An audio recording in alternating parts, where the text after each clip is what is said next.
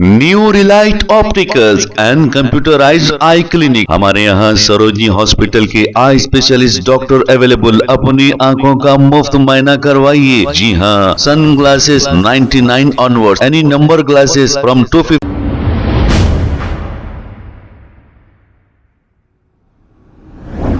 अस्सलाम वालेकुम नाजरीन, 7S न्यूज में आपका इस्तकबाल है। चंदा चोरों के ताल्लुक से इलियास शमशी और अफसर बेग ने क्या कहा, सुनिए इस कॉल रिकॉर्डिंग में। हेलो। जी बोलिए। हेलो, अस्सलाम वालेकुम वरहमतुल्लाहि वबरकातुहू। जी वालेकुम सलाम। ये इलियास शमशी साहब, अफसर बेग बात कर रहा हूँ, कर्नाटक बेंगलोर। जी बोलिए।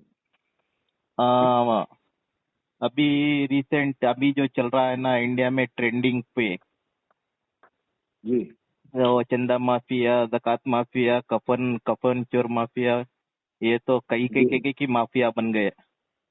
जी अभी तो मेरे हिसाब से एज पर माई नॉलेज है, जी ये फलस्तीन और गाजा में तो कंप्लीट जाना मुमकिन ही नहीं, बहुत नामुमकिन है।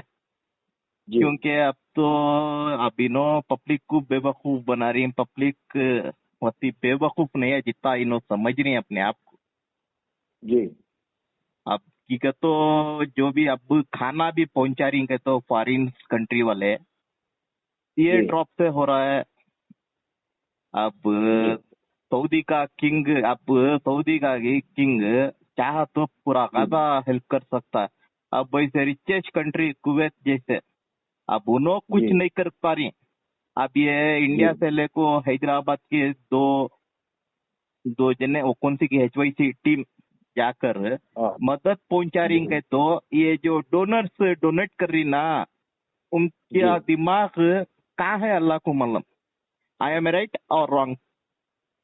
नहीं नहीं, देखिए पहली बात तो ये है कि जो भी डोनर्स की जानिब से डोनेशन दिया जा रहा वो बेवकूफ लोग नहीं है, जज्बाती लोग हैं, मासूम लोग हैं। नहीं जज्बाती। लोग जो है, सुनिए सुनिए सुनिए सुनिए, लोग अच्छी नीयत से जो है, अगर आपके घर पे जो है कुर्ता पैजामा टोपी पहन के करके अगर कोई आके भीख मांगा तो उसका नाम भी नहीं पूछते, दे देते। क्योंकि सही उसके लिबास को देख रहे, सही बात। उसके पहनावे को देख रहे, उसके उसका जो मांगने के अंदाज को देख रहे।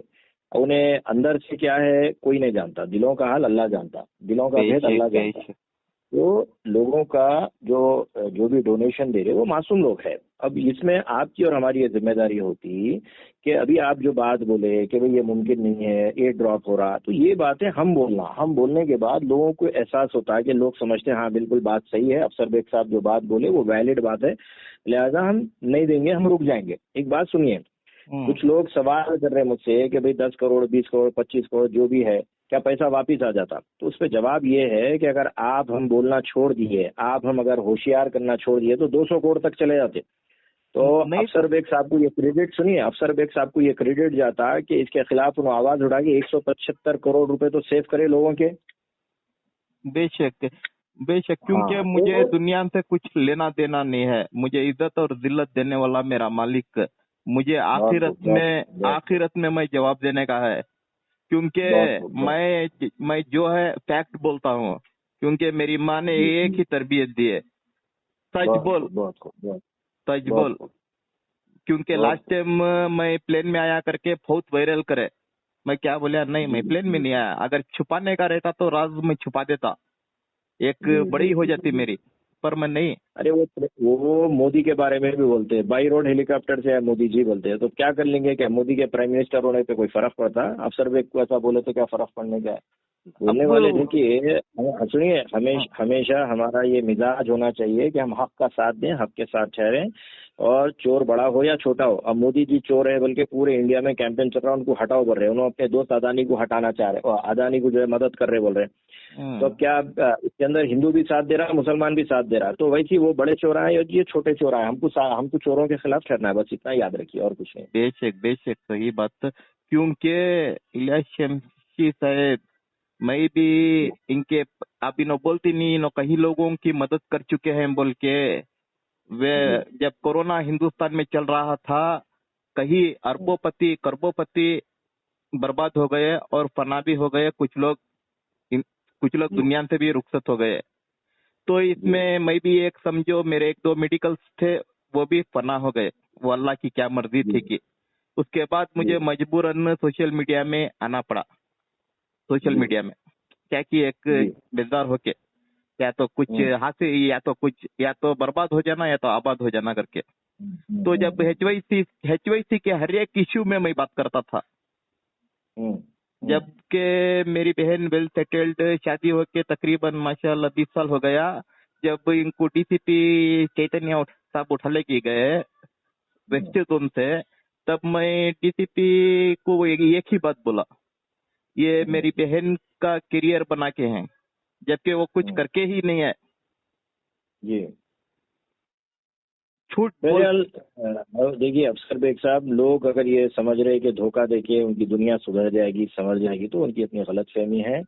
जो भी है, इंसान के पल का भरोसा नहीं है, कब कौन अल्लाह के पास जाके मिले। सामान यहीं का धरा रह जाता। बड़े बड़े बादशाहों की औलाद रिक्शा चला रही, समझे आप? तो इनके पास कौन सा पैसा रहेगा, कौन सा टिकेगा? तो बस हम ये दुआ करना चाहिए कि हम उनकी मुखालिफत के साथ साथ हम भी अपना अच्छा काम जारी रखें, हम भी अपना अच्छा काम करते रहें, समझे आप? और हम भी भलाई के काम करते रहें, क्योंकि इस मुखालिफत से नेकी नहीं मिलती। मुखालिफत अपनी जगह, काम करना अपनी जगह। नहीं, आपका सोशल वर्क में माशाअल्लाह, आपका बैकग्राउंड में भी एक भी रिकॉर्ड नहीं है। मैं उसकी बहुत इज्जत करता हूँ। पहले लोग अल्लाह से दुआ फरमाइए कि अल्लाह से दुआ फरमाइए, अल्लाह आपकी, मेरी और उम्मत की हिफाजत फरमाए, हमको ईमानदार रखे। अल्लाह हमारी तमाम तर दुआओं को कबूल करे। फलस्तीन मजलूम फलस्तीनियों का हक उन तक पहुंचे, बस दुआ फरमाए। ये चंची है, ये 3 चीज़ा है नहीं। पब्लिक के कानों में अगर बैठ गई, सोशल मीडिया में एक अवेयरनेस आ गया, तो कई लोगों की पॉइंट्स ऑफ व्यू रखेंगे। अब जैसे कि FCRA है, FCRA foreign contribution regulation act. देखिए मैं तफसील से बताया हूँ। FCRA एक अलग सब्जेक्ट है, फेमा एक अलग सब्जेक्ट है। अगर आप बाहर अमाउंट अगर दिए जा रहे हैं तो ये फॉरेन एक्सचेंज में आएगा। Foreign exchange regulation act. FEMA का जो है वो कानून जो है वो अलग है, FCRA का कानून अलग है। ये लीगलिटीज में मुमकिन ही नहीं है मेरे भाई, और पर्सनल अकाउंट से होगा नहीं ये।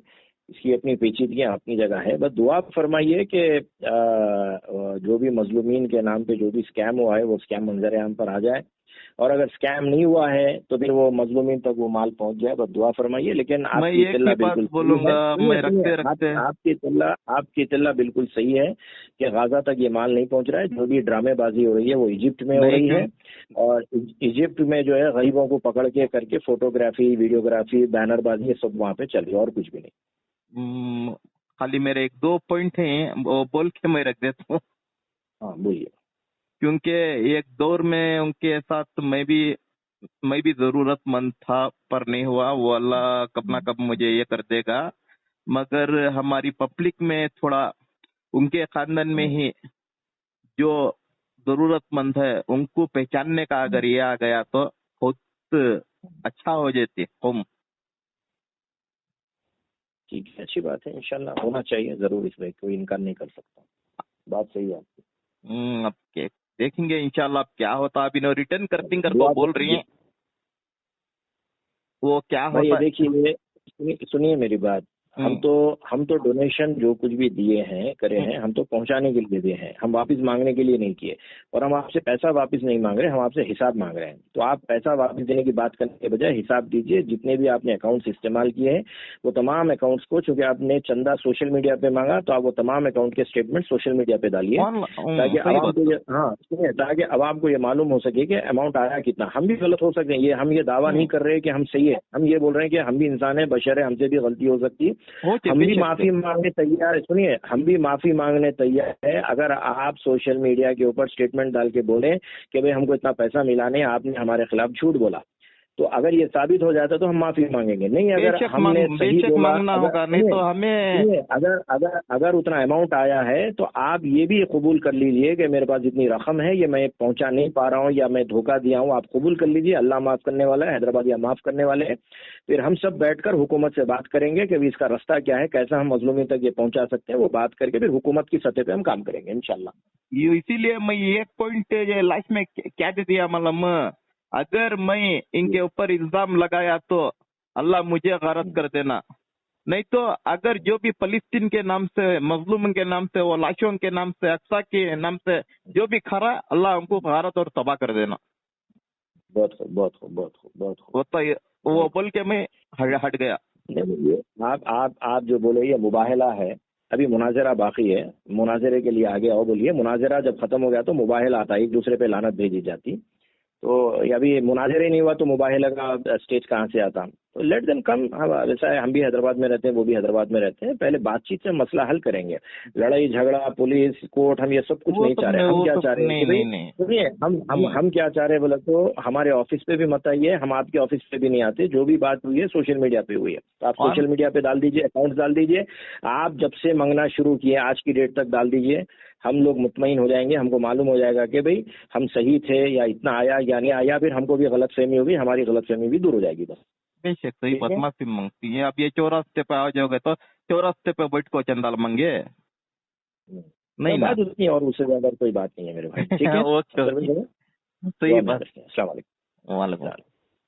New Relight opticals and computerised I clinic. हमारे यहाँ सरोजनी हॉस्पिटल के आई स्पेशलिस्ट डॉक्टर अवेलेबल। अपनी आंखों का मुफ्त मायना करवाइए। जी हाँ, sun glasses 99 onward, any number glasses from 250 onward, contact lenses any colour ₹99 onward. जो हजरात 60 साल की उम्र से ज्यादा है, हज और उम्रा जाना चाहते हैं, उनके लिए बिल्कुल free number glasses, free home delivery और free eye checkup. New relight optical, Talab Katta, main road, opposite to Baba Bahauddin दरगाह। मोबाइल 9848392127। खबर है शहर की, खबर है गाँव की, खबर है सारी दुनिया की। 7H न्यूज पसंद आए तो लाइक कीजिए, शेयर कीजिए और सब्सक्राइब करना ना भूलें। 7H news.